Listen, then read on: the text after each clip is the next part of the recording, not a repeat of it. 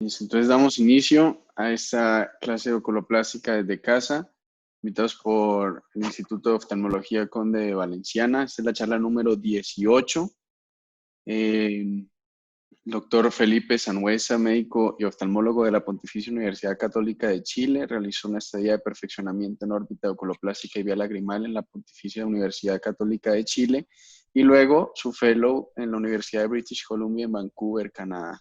Actualmente trabaja en la red de salud UC Christus. La doctora Javiera Torres, también de Chile, médica y oftalmóloga de la Universidad de Concepción, Chile, actualmente finalizando la estadía de perfeccionamiento en órbita oculoplástica y vía lagrimal en la Pontificia Universidad Católica de Chile, Santiago de Chile. Y actualmente trabaja en la red de salud de UC Christus también. Hoy nos van a hablar de abscesos subperiósticos, son los antibióticos suficientes. Muchas gracias, Julián. Primero que nada, agradecer por esta instancia de poder compartir con todos ustedes. Encuentro que las charlas han estado buenísimas y una muy buena forma de aprovechar esta situación un poco ingrata del coronavirus, pero nos ha dado la oportunidad de aprender arte. Entonces, muchísimas gracias por darse el tiempo de generar esta instancia de formación para todos y por darnos a nosotros dos la oportunidad de presentar. Esta presentación la vamos a dividir en tres. Primero vamos a mostrar tres casos que van a quedar un poco inconclusos. Luego vamos a ver la presentación de Javiera Torres y finalmente vamos a volver a los casos para realizar el cierre, que son tres casos que nos dejaron hartas enseñanzas dentro del equipo.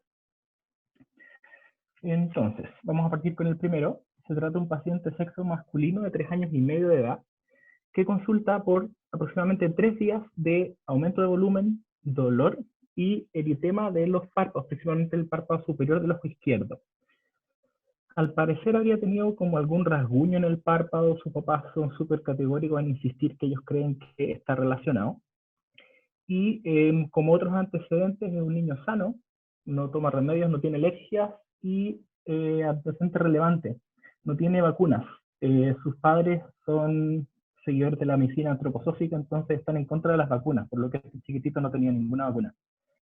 Al examen, la agudeza visual estaba normal, no había reflejos normales, sin defecto pupilar, y a la microscopía de fondo ojo dilatado estaba todo normal. Lo que llamaba la atención al examen físico en la motilidad era que había limitación de la abducción del ojo izquierdo. Por este motivo, en el fondo, se sospechó que pudiera haber algún tipo de compromiso orbitario y se lo solicitan imágenes. Aquí les muestro las imágenes. Ahora no las vamos a discutir, no las voy a describir. Me gustaría que ustedes las vieran, las analizaran y hicieran su diagnóstico y pensaran en algún tipo, en qué es lo que harían ustedes si les llegara este paciente a la consulta. Entonces aquí vamos a pasar a una parte un poco más interactiva. Julián, si me puedes dar la pregunta 1. ¿Qué harían ustedes si le llega a este paciente de esas dos alternativas que están puestas ahí? ¿Antibióticos de manejo expectante o cirugía de inmediato? Vamos a dar unos minutos para que respondan y después vamos a seguir con los otros casos.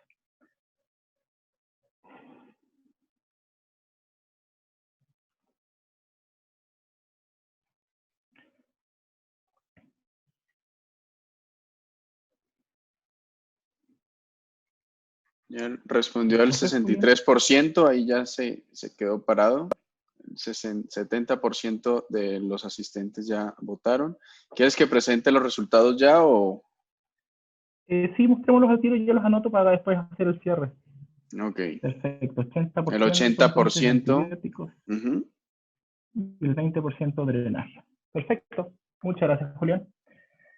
Vamos a seguir entonces con el caso 2. No sé si a ustedes les cambió la diapositiva, pero a mí no me cambia. Ahí sí. ¿La ven? ¿Todo el caso clínico 2 de historia? Sí, ya la estamos viendo, el caso 2. Perfecto. El segundo caso se trata de un paciente de sexo masculino de 54 años que también consulta por un aumento de volumen de aproximadamente 3 días de evolución periocular izquierdo, mayor a superior, y notan que con los días ha ido empeorando tanto el aumento de volumen como el dolor. y el paciente consulta porque ya encuentra que su ojo izquierdo está raro. De los antecedentes del paciente no hay ninguna cosa relevante, sano, sin remedios, sin alergias. La huesa visual al examen clínico estaba normal, visión de colores normal, reflejos normales y biomicroscopía y fondo de ojo dilatado también normal. Lo que sí es importante en este caso y que vamos a ver en el siguiente video es la motilidad, que esa es la motilidad que tenía el ojo izquierdo del paciente. En el fondo, si ustedes se fijan, la elevación prácticamente ausente y el movimiento en todos los rangos está bastante limitado, tanto la abducción, aducción y la intraversión, pero lo que más compromiso tiene es la elevación, donde prácticamente el ojo no eleva nada. Entonces, también en este caso se sospechó un compromiso orbitario, se tomaron imágenes, y al igual que en el caso anterior, la idea es que las vean. Esos son los cortes más representativos del escáner. Medítenlo un segundito, piensen qué harían si les llega este paciente, y vamos a pasar a la pregunta número 2. Es que me puedes ayudar, Julián. Sí. ¿Qué harían? ¿Antibióticos o drenaje?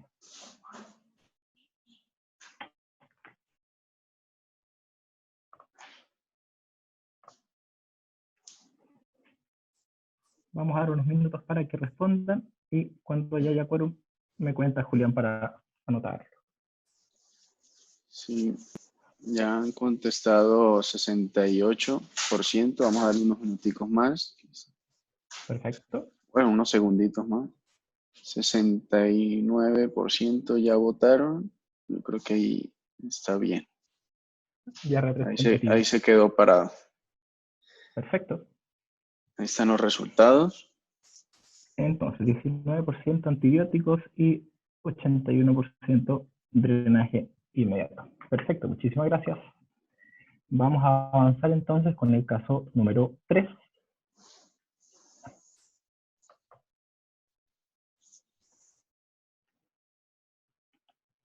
Ya. El caso número 3 se trata de una paciente de sexo femenino de 9 años de edad, que también todos los pacientes de 3 casos, todos tienen 3 días de aumento de volumen del párpado superior izquierdo, que ha ido empeorando con los días, y se asocia con eritema, aumento de temperatura local. La paciente no está con compromiso de estado general, está afebril y no tiene ningún antecedente relevante. El examen oftalmológico estaba dentro de todo normal. Cuesta bastante mirarle la agudeza visual y los reflejos, pero al elevar el párpado se ve normal. Esta es una paciente que también, dado el compromiso inflamatorio importante, se toma un escáner que está aquí y siguiendo el mismo camino de recién, vean las imágenes, analícenlas, piensen y diseñen un manejo para este paciente. En este caso la pregunta va a ser un poco diferente, pero bueno, vamos a pasar entonces. Esas son las imágenes y aquí viene la pregunta número 3. ¿Qué harían ustedes o cuál sería su diagnóstico entre esas 3 alternativas?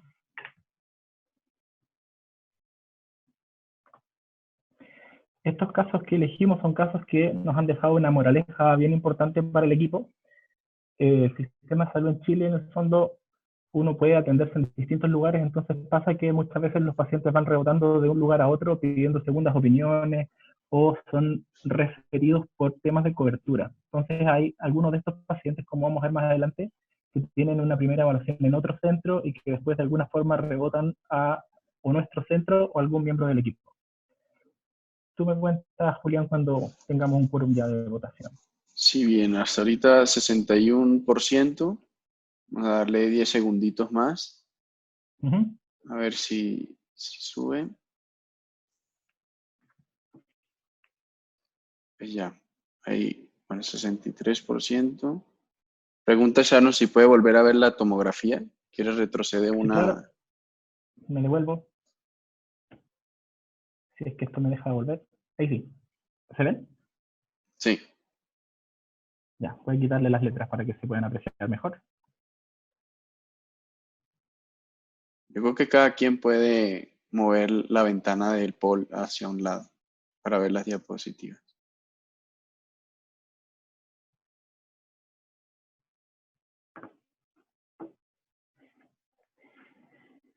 Listo, ya tenemos 68% de los votos. Ahí te paso los resultados. Perfecto, entonces, sinusitis 80%, enfermedad inflamatoria orbitaria 14% y un cuadro linfoproliferativo un 6%. Perfecto, muchísimas gracias, Julián. Entonces, vamos a dejar los casos en stand-by por un segundo y vamos a pasar a la presentación de Javiera. Y una vez que completemos esa parte, vamos a volver a los casos y ver el desenlace que tuvieron.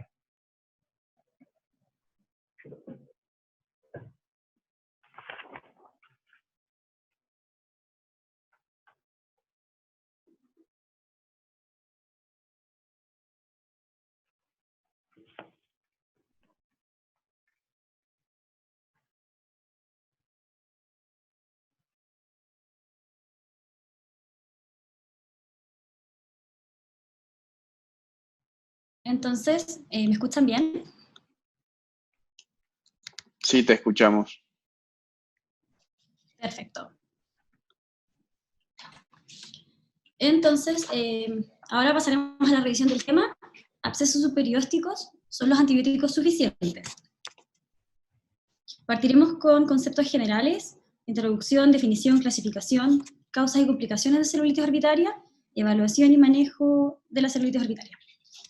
Y luego abordaremos uno a uno los temas controversiales en el manejo de celulitis orbitaria y abscesos subperiósticos que están listados aquí. A modo de introducción, la sinusitis afecta aproximadamente 1/8 de los adultos en Estados Unidos, con 30 millones de diagnósticos anuales. El 74 al 85% de las complicaciones de sinusitis agudas son orbitarias. La celulitis orbitaria puede ser una emergencia oftalmológica con amenaza visual o vital. En la era preantibiótica, el 17% de los pacientes fallecía por meningitis y el 20% presentaba ceguera. En la actualidad, las complicaciones intracraneales y la ceguera son raras, presentándose en menos del 1% de los pacientes. La definición de celulitis preorbitaria es la infección de tejidos blandos que rodean el bulbo ocular. A modo de facilitar el diagnóstico, en 1970 Chandler establece una clasificación de la celulitis, clasificándolas en 5 grupos que no corresponden a etapas progresivas necesariamente. Chandler reconoció el septum orbitario como un hito anatómico importante que divide la órbita en sitios preseptales y postseptales. Tenemos entonces, según esta clasificación, la celulitis preseptales, que es la infección de los tejidos anteriores al septum orbitario, que está en lila, y tenemos la celulitis postseptales, que es la infección de los tejidos posteriores al septum orbitario, que serían la celulitis orbitaria, absceso subperióstico, absceso orbitario y trombosis de seno cavernoso. Distintas series reportan que aproximadamente un 80% de las celulitis preorbitarias serían preseptales y un 20% postseptales. Es muy importante diferenciarlas, ya que tanto el abordaje terapéutico como el pronóstico van a ser diferentes. Respecto a la celulitis preseptal, es más común en población pediátrica, cursa con inflamación palpebral, con edema, eritema, rubor y calor, todos signos externos, y no hay alteración del reflejo fotomotor, motilidad ocular ni agudeza visual. Está relacionado con lesiones cutáneas y traumas superficiales, y el manejo ambulatorio frecuentemente es con antibióticos orales, con un seguimiento muy cercano. Luego tenemos la celulitis postseptal. Presenta aspecto clínico externo igual a la preseptal, pero se asocia a otros signos y síntomas. Puede presentar alteración de los reflejos fotomotores, dolor, restricción motilidad ocular, disminución de la agudeza visual, entre otros. Y la causa principal es la extensión de la infección desde la sinusitis adyacente, principalmente celulitis hemorroidal y pansinusitis. Este paper, que está la referencia abajo, nos muestra una forma simple y concreta de diferenciar en una evaluación de urgencia. El resto de la presentación hablaremos de la celulitis orbitaria. Las causas de celulitis orbitaria son muy variadas. Tenemos la extensión desde las estructuras perioculares, como los senos paranasales, cara y párpados, causas exógenas como trauma, ya sea fractura o traumas penetrantes, cirugías, causas endógenas, bacteriemia, embolización séptica, o causas intraorbitarias como endoftalmitis y dacreadenitis. Recordar que la causa más frecuente es secundaria sinusitis adyacente. Tenemos abajo una imagen, un esquema de los senos paranasales. Recordar que los senos hermoidales están presentes desde el nacimiento y los frontales se desarrollan en la infancia, entre los 5 a 7 años. y luego una imagen de la órbita que muestra la anatomía ósea de la órbita, y recordar que la sinusitis etmoidal entonces es la principal causa de celulitis orbitaria, y que desde el punto de vista anatómico sabemos que la pared medial es la localización más común, la lámina papilácea es la pared orbitaria más delgada, y está en directa relación con los senos etmoidales, y presenta forámenes etmoidales anteriores y posteriores que facilitan la extensión de la infección.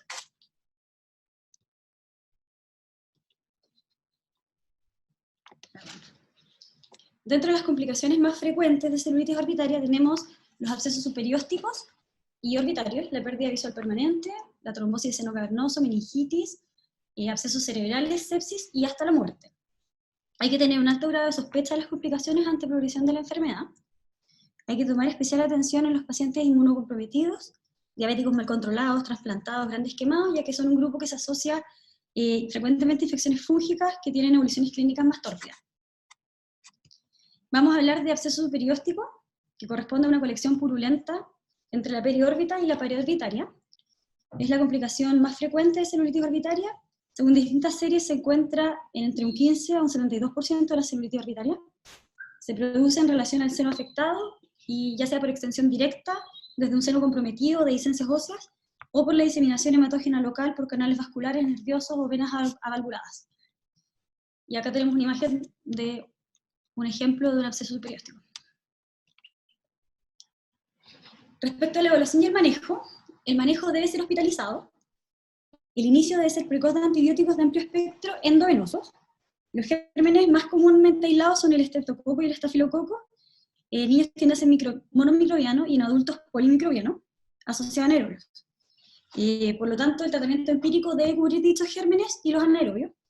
Hay que asumir resistencia bacteriana y agregar cobertura para Staphylococcus meticilino resistente, dependiendo de las características geográficas. Sabemos que la resistencia es variable en distintas zonas geográficas y varía desde un 0,84% en algunas zonas hasta un 78% en otras, por lo que se recomienda conocer el perfil bacteriológico regional para tomar esta decisión. Acá proponemos entonces un esquema empírico de tratamiento, una cefalosporina de tercera generación, asociado o no a clindamicina o metronidazol, y asociado o no a vancomicina, según las características geográficas y bacteriológicas de la región. Luego, considerar tomar imágenes. ¿Cuál imagen? Eso lo discutiremos luego en las controversias. Control cercano con monitorización de signos vitales, fiebre, agudeza visual, motilidad y reflejos para el control de la evolución clínica. El manejo debe ser multidisciplinario, no olvidar interconsultar otorrino o infectología según necesidad, y tratar las comorbilidades. Ahora ya pasamos entonces de lleno al tema de las controversias. Las iremos viendo una a una. La primera es cuando tomamos una imagen y cuál. Las imágenes son útiles para evaluar la extensión de la enfermedad y detectar complicaciones. El cuándo no es tan controversial. No podemos dejar de tomar imágenes cuando es una celulitis preseptal con 24 a 48 horas de antibiótico sin respuesta favorable, cuando hay clínica de sospecha de compromiso postseptal, y cuando hay imposibilidad de descartar el compromiso postseptal, ya sea por poca cooperación o por inflamación que no permita un examen adecuado. Ahora tenemos opciones. Tenemos la tomografía computarizada, que es el método de elección, ya que es ampliamente disponible, es rápida y permite identificar enfermedad sinusal subyacente. También nos ayuda a determinar si presencia, tamaño y localización de un absceso, y el uso del contraste sirve para diferenciar un absceso verdadero de un hematoma u otros procesos inflamatorios de la órbita, como un compromiso inflamatorio flegmonoso. Según distintas series, tendría una sensibilidad de un 91 a un 100% para abscesos superiósticos. Y la otra opción que tenemos es la resonancia magnética, que es útil en la sospecha de cuerpo extraño no metálico o compromiso intracraneal. Es de elección cuando se sospecha que un paciente requerirá imágenes seriadas para evitar la exposición a radiación. Y tenemos el Diffusion Weighted Imaging, que es una secuencia de la resonancia que ha ganado adeptos recientemente, ya que es un examen rápido, toma aproximadamente 15 minutos, y no requiere contraste y sin exposición a radiación. Entonces, redondeando esto, ¿qué imágenes tomamos? Bueno, la imagen de elección entonces sería un TAC con contraste. ¿Cómo monitorizamos la evolución? Los signos constitucionales como astenia, dinamia, anorexia y la disminución de la fiebre son los primeros parámetros en mejorar y son indicadores confiables de control de infección. Los parámetros inflamatorios también son buenos indicadores. la PCR, la VHS, y junto a la mejoría clínica, que sería en el fondo disminución del dolor a la motilidad ocular, la sensibilidad de los tejidos y el edema. Tener en consideración que puede haber un empeoramiento de los signos orbitarios en las primeras 12 a 24 horas desde el inicio del antibiótico, con un aumento de la proptosis, el edema y el tamaño del absceso, que está en relación a la reposición de fluidos que se asocia a la terapia antibiótica endovenosa. Cuando repetimos imágenes, cuando hay deterioro visual, o un paciente que no mejora pese a 24 o 48 horas de tratamiento antibiótico.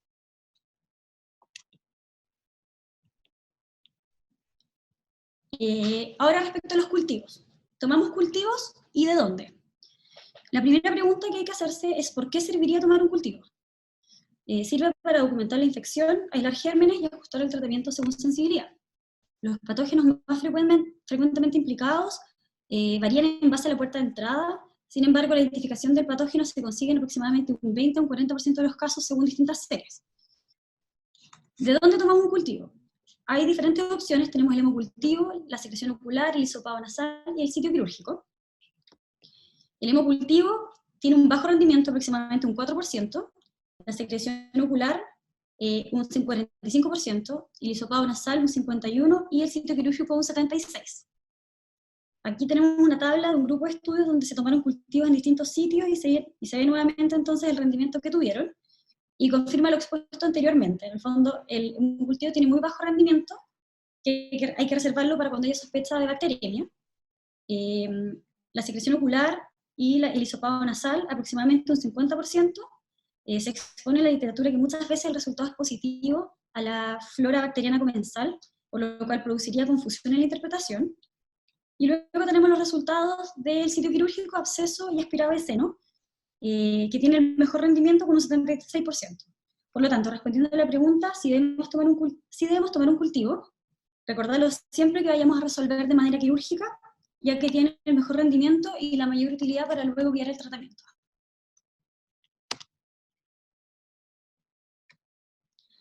Respecto a los corticoides, ¿son útiles los corticoides? Es un uso controversial. Hay que pensar por qué pensaríamos en dar los corticoides. Sabemos ya que es un antiinflamatorio potente. Existen reportes en que se ha visto la utilidad en disminuir secuelas neurológicas, sordera y muerte en cuadros infecciosos severos como la meningitis bacteriana aguda. En nuestro escenario, entonces, el compromiso inflamatorio orbitario podría tener secuelas graves como la ceguera, por lo que se postula que tendría un beneficio como tratamiento coadyuvante en estos casos. En distintas series se ha visto el beneficio de usar corticoides en celulitis orbitaria, recalcar que siempre asociado a un tratamiento antibiótico. Estos distintos reportes reportan como beneficio estadías hospitalarias más cortas, resolución más rápida del edema periorbitario, la quemosis, recuperación de agudeza visual, proptosis y motilidad ocular, y menos secuelas luego de 12 semanas de iniciado el proceso infeccioso. Menos tosis residual, menos restricción de motilidad y menos proptosis. Considerando esto entonces, que serían útiles como coadyuvantes, la segunda pregunta que hay que plantearse es ¿cuándo iniciamos los corticoides? Distintas series reportan beneficios, ya sea dándolos de entrada con los antibióticos, que es el estudio que muestra que hay disminución de la estadía hospitalaria, o una vez documentada la mejoría bajo tratamiento antibiótico. Y la mejoría sería evaluada por disminución de la PCR bajo 4, o por clínica, que es una mejoría clínica al menos luego de 72 horas de tratamiento y con buena evolución. Ningún estudio reportó efectos adversos graves ni complicaciones infecciosas, pero sí hay que tener precaución y obviamente no darlos en pacientes inmunosuprimidos cuando hay sospecha de hongo o contraindicación. Al lado tenemos entonces gráficos de 3 distintos estudios. Los dos primeros muestran en el fondo los días de hospitalización total, que disminuye en el grupo de corticoides.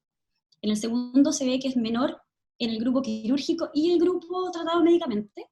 Y en el último gráfico, bueno, está en blanco y negro, pero el gris claro muestra entonces cómo se recupera la agudeza visual de manera precoz, aun cuando finalmente la agudeza visual se recupera en los dos grupos.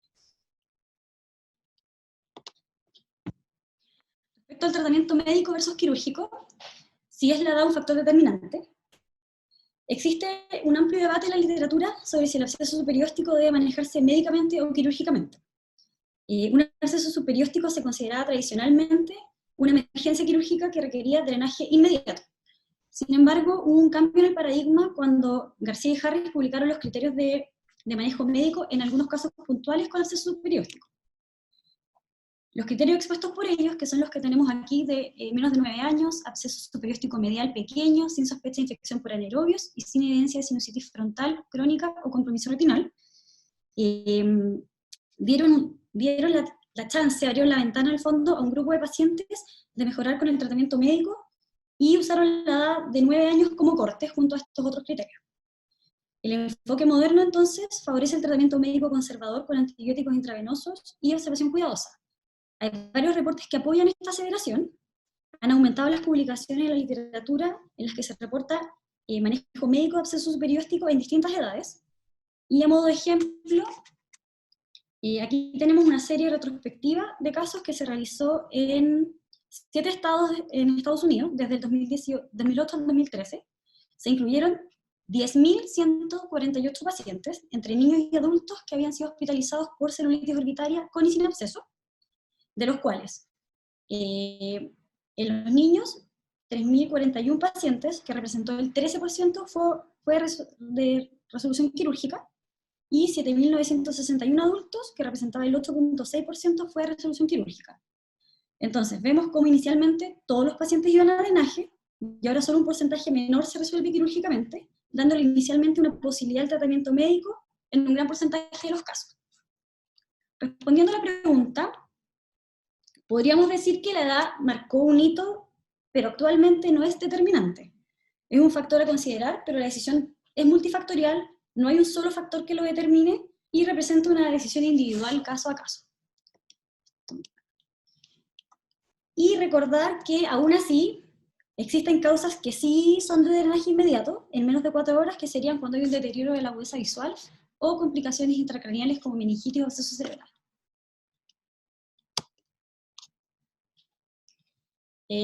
Respecto al volumen del absceso, si es que nos importa el tamaño. Desde los criterios de Harris, se plantea la importancia de considerar el tamaño del absceso a la hora de decidir la conducta. Las dimensiones y el volumen del absceso subperióstico medidos por TAC han surgido en la literatura como una característica que podría ser pronóstica clave en predecir si los pacientes requerirán o no intervención quirúrgica. Lamentablemente hay gran variabilidad en la fórmula de medición del volumen. Existen fórmulas de volumen cúbico, elipsoide, lineal, y un mismo absceso, según la fórmula que se utilice, puede en un estudio ser de 1.25 ml y usando otra fórmula de 2,4 ml.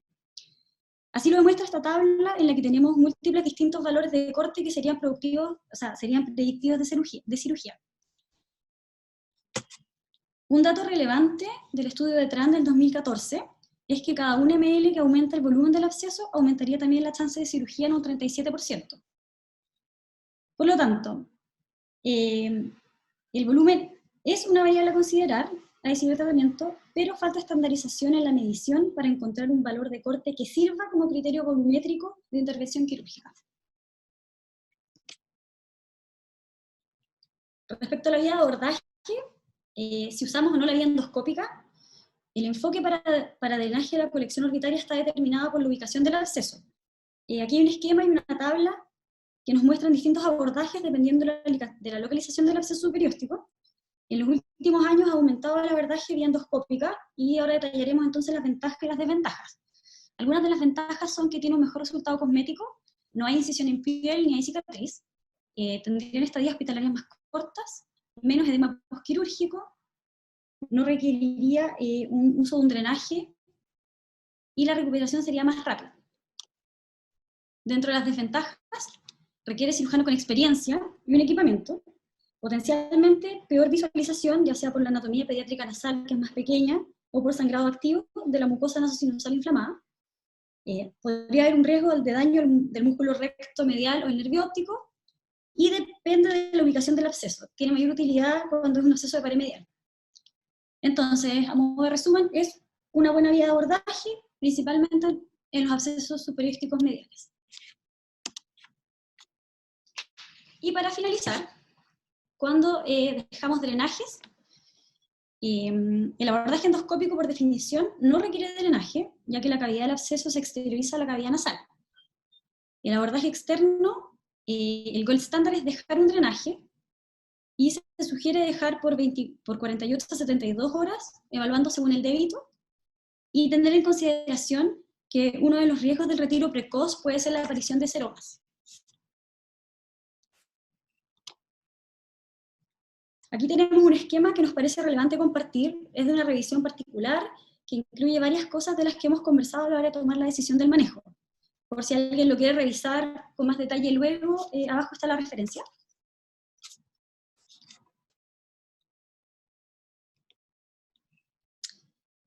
Y a modo como de responder nuestra pregunta inicial, si los abscesos superiósticos son los antibióticos suficientes, bueno, más de lo que creemos.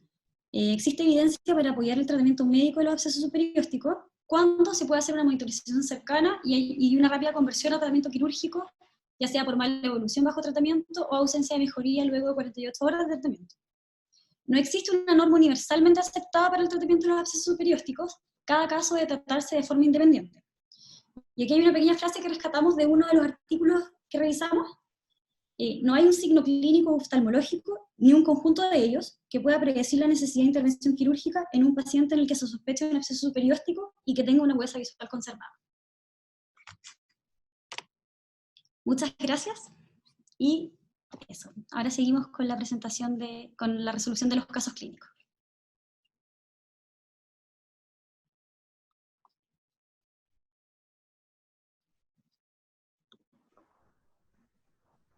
Muy bien, Javier. Muchas gracias. La verdad que estuvo muy claro, muy completo. Creo que todos vamos a revisar después de esta charla para cuando nos llegue algún paciente. ¿Quieres adelante, Felipe?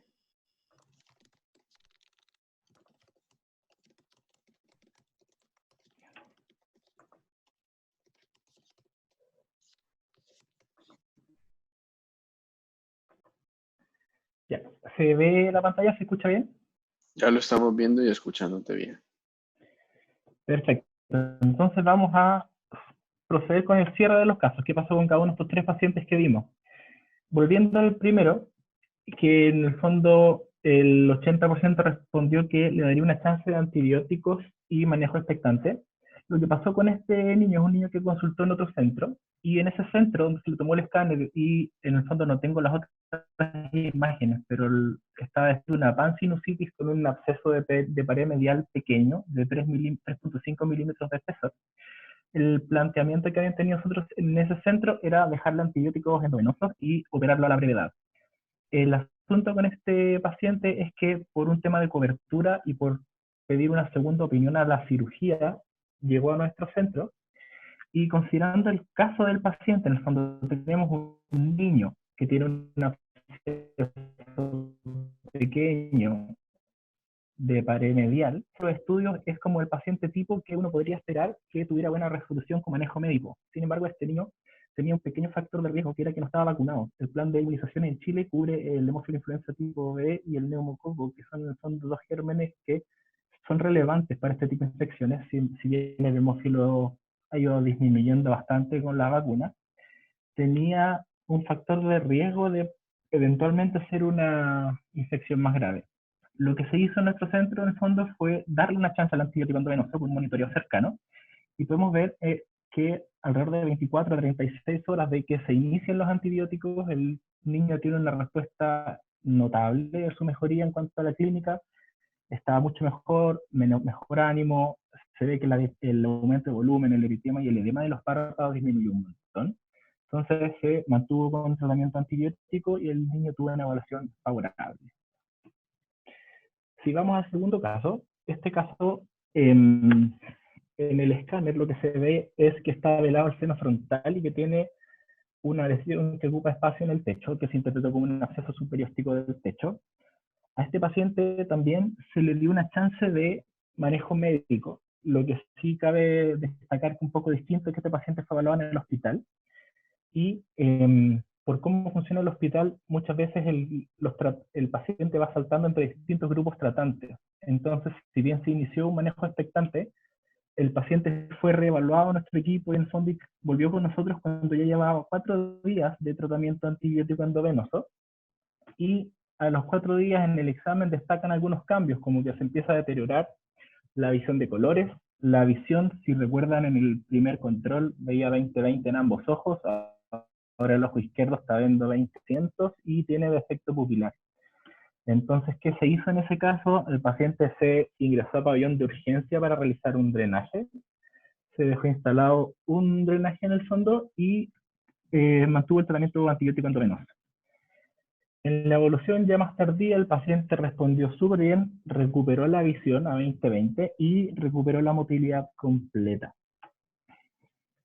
Pero en el fondo, diferencia este caso, absceso no tan pequeño de techo en un paciente adulto, ya como que creo que a todos nos hace pensar que probablemente va a requerir manejo quirúrgico, como bien respondieron en el 81% de los que respondieron la encuesta.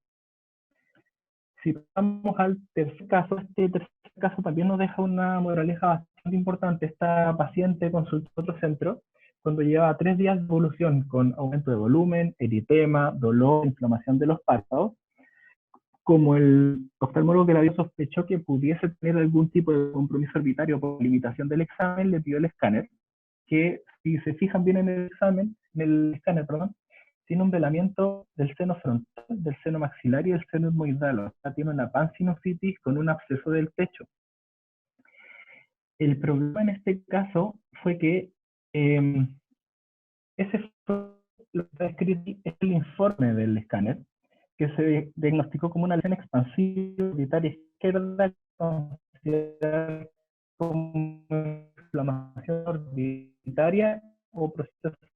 Y al parecer algún tipo de problema hubo, pero quizá el tratante no vio las imágenes y se dejó llevar netamente por el informe del radiólogo, que muchas veces no tienen el contexto del paciente, la historia, o reciben un orden que solo pide un examen sin ningún tipo de antecedente, y comienza el tratamiento con prednisona, 1 miligramo por kilo por día por 4 días, sin cobertura antibiótica, pensando que era solo un cuadro inflamatorio. Cuando completó 4 días de tratamiento con prednisona, la paciente vuelve a consultar y en el fondo destaca en esa consulta que ya estaba con leucocitosis, mayor inflamación, un poco de compromiso de estado general, por lo que la paciente se hospitaliza y se comienza el tratamiento con ceftriaxona endovenosa.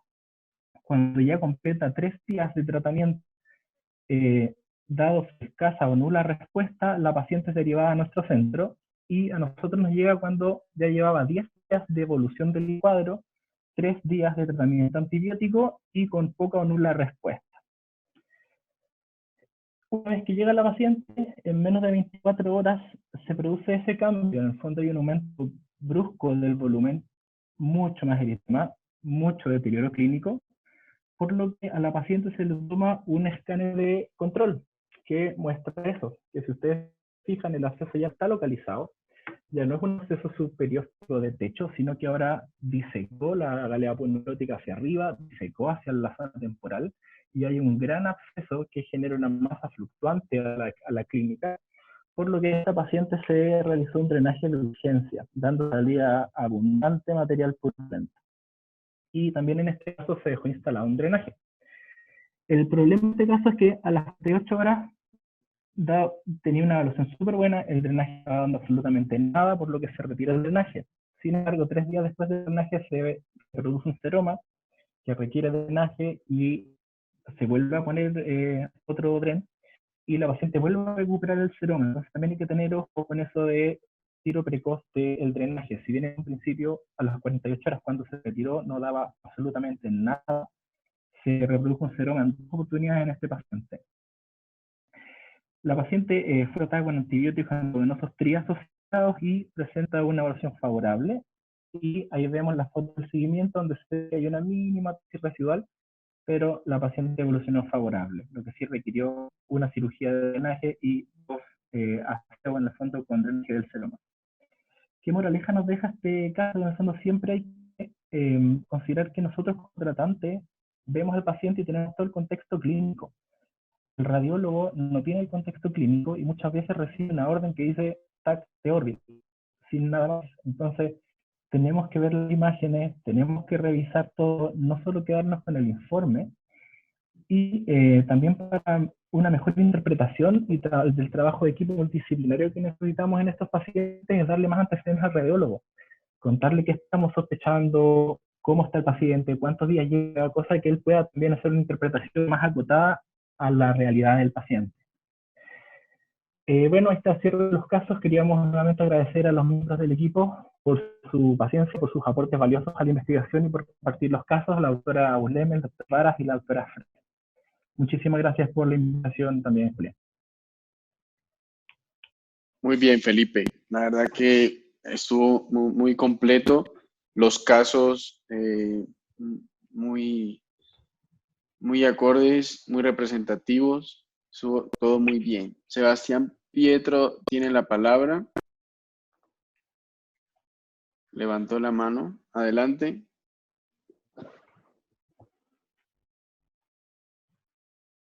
Ya te había permitido el micrófono.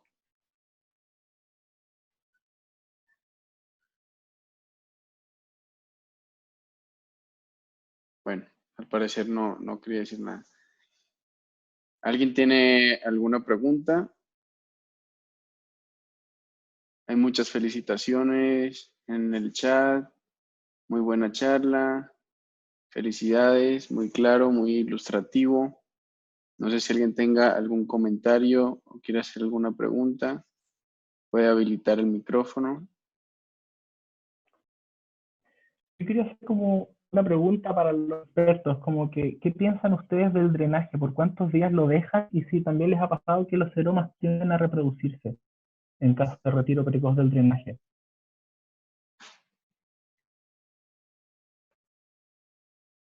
Beto, Sharon, no sé si quieren comentar algo.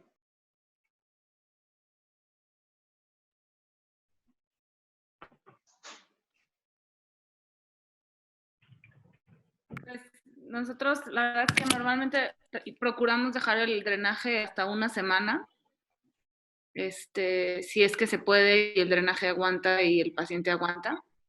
Yo no he tenido, no sé, Juli, si has visto, nosotros hemos visto recidivas de los seromas, pero procuramos dejarlo bastante, o sea, a veces 48 horas cuando son niños, pero en general en adultos un poco más de tiempo sí aguantan. Los niños es más difícil, que se lo arrancan ellos,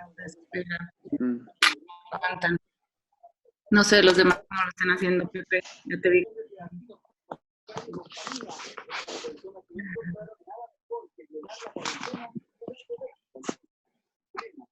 Doctor Garrote. Ni siquiera un deporte de hombre. Está Gonzalo también que puso su cámara, yo creo que quiere hablar. Y lo que me pareció muy importante, Felipe, y que lo sepan todos, es que los radiólogos no son adivinos y no les podemos echar muchas veces la culpa por dar diagnósticos erróneos porque no tienen toda la información. Entonces nosotros en el hospital estamos muy acostumbrados a cuando pedimos una tomografía, en la solicitud poner todo el resumen clínico, porque muchas veces hasta le preguntan al paciente, pero el paciente ni lo recuerda, ni lo sabe, ni lo entiende. Entonces, si ustedes no le dicen qué están sospechando, específicamente qué es lo que quieren que busque, a veces ellos mismos tienen series distintas en la tomografía o en la resonancia, o determinan si quieren o no ponerle contraste en base a lo que nosotros estamos sospechando que nosotros no solicitamos. Entonces, es súper importante que los radiólogos sepan qué están buscando para buscarlo. ¿No? Yo creo que es muy importante lo que dice Sharon. Nosotros tenemos la suerte en la universidad que cuando tenemos casos raros o casos en los que no tenemos mucha orientación o no sabemos mucho qué hacer, podemos ir a hablar con los radiólogos, ver las imágenes en conjunto, darles más antecedentes en tiempo real, y creo que es una instancia que es muy enriquecedora, tanto para ellos como para nosotros, en el fondo, y para el paciente tiene un beneficio enorme. También quiero hacer un pequeño comentario que vi en las preguntas sobre el tercer caso. El germen que se aisló en el drenaje del absceso fue un estreptococo intermedio, que era multisensible y se manejó con ceftriaxona, clindamicina y vancomicina. Y en los dos drenajes de seroma no se aisló ningún germen. Muy bien. Creo que Pepe o Gonzalo querían hablar. Los veo por ahí. Hola Sharon, ¿qué tal? Hola. ¿Cómo están todos? Bueno, hola Julián. agradecer obviamente la invitación, felicitar a Javiera y a Felipe, que son parte del equipo, y obviamente uno se siente orgulloso de participar de la formación de ellos. Creo que es súper importante, pensando que estamos además en un grupo muy ameno, donde hay gente, ¿cierto?, que se está formando. Creo que todos continuamos en una formación por muchos años en el fondo, y son casos que son bastante ilustrativos y nos permiten aprender un poco de la experiencia. En general creo que van a haber casos que probablemente no son desafiantes, son celulitis preceptales que no tenemos ninguna duda, que los vamos a manejar con tratamientos antibióticos, muchos de ellos ambulatorios, obviamente, ¿cierto?, reconociendo en los padres un pilar fundamental para el seguimiento y consulta a corto tiempo en el caso de alguna mala progresión.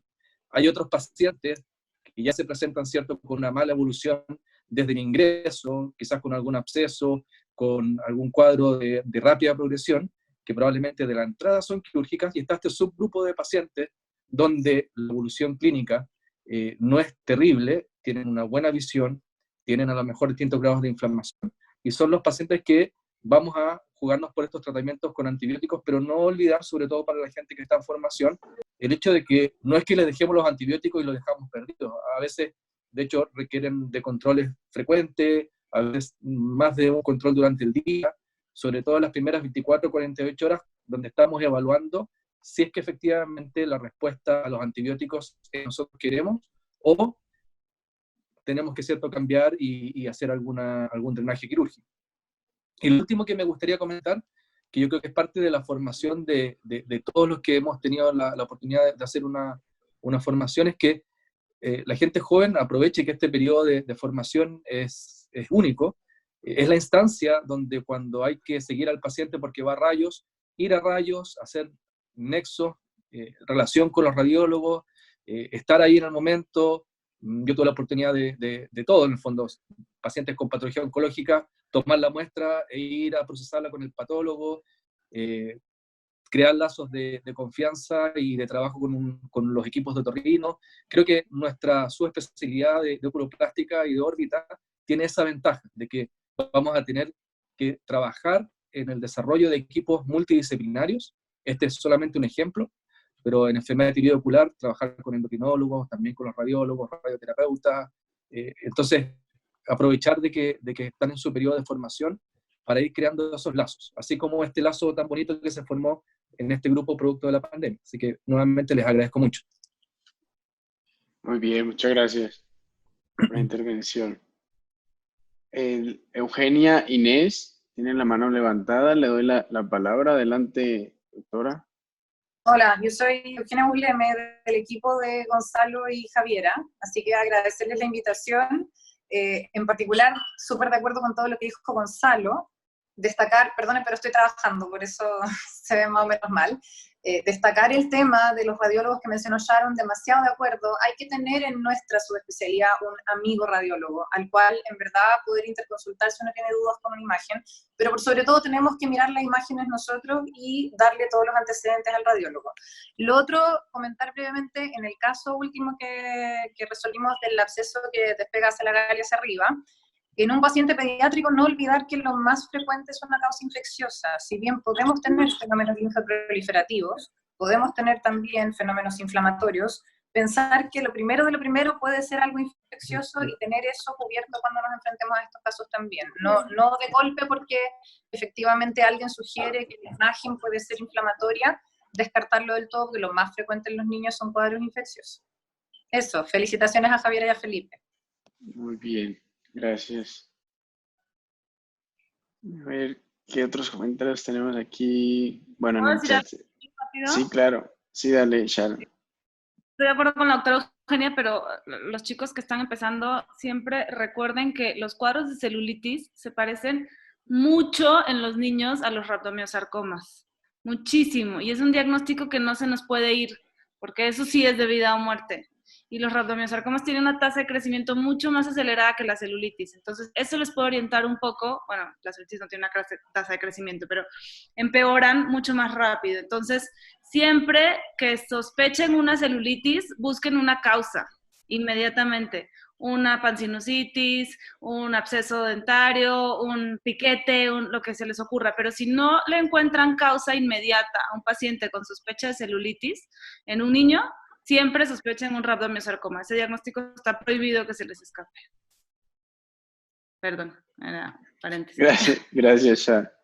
Eugenia, yo creo que iba a decir ahorita. Volver a hacer un primer comentario de eso, que demasiado de acuerdo, y el otro diagnóstico que no se les pierda, que creo que hablaron de IgG4, pero no pude estar en esa charla, es que hace poquito también me tocó una paciente con GPA, con ex-Wegener, en el fondo, que se presentó como una masa en el techo de la órbita, y efectivamente le habían ingresado a pabellón como un absceso superióstico, y cuando entramos nos dimos cuenta que era una masa que ocupaba toda el techo de la órbita, y se presentó clínicamente como una celulitis. Entonces, ella ya tenía obviamente el tratamiento antibiótico full y no habían dado bien, y uno ahí sigue investigando y finalmente derivan en estos casos, pero claro que existen y súper de acuerdo con la doctora.